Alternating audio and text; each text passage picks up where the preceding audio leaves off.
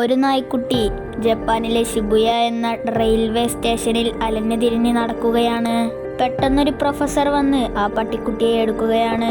ആരുമില്ലാത്ത ആ പട്ടിക്കുട്ടിയെ തന്റെ വീട്ടിൽ വളർത്താൻ തീരുമാനിക്കുന്നു.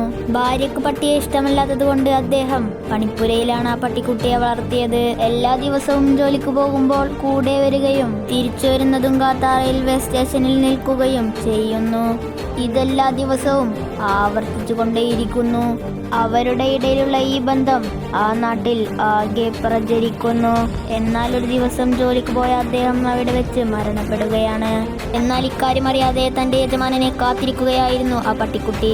അങ്ങനെ 10 വർഷം കഴിയുകയാണ്. അപ്പോഴും തന്റെ യജമാനനെ ആ റെയിൽവേ സ്റ്റേഷന്റെ മുൻപിൽ കാത്തിരിക്കുകയാണ് ആ പട്ടിക്കുട്ടി. അങ്ങനെ അവിടെ വെച്ച് തന്നെ ആ പട്ടിക്കുട്ടി മരിക്കുകയാണ്. ആ പട്ടിക്കുട്ടിയുടെ സ്നേഹത്തിന്റെ ഓർമ്മക്കായി അവിടെ ഒരു സ്റ്റാച്ചു നിർമ്മിക്കുകയാണ്. ഞാൻ പറഞ്ഞു വരുന്നത് മറ്റാരെയുമല്ല സുഹൃത്തെ, അതെ, ആ പട്ടിക്കുട്ടിയുടെ പേരാണ് ഹാച്ചിക്കോ.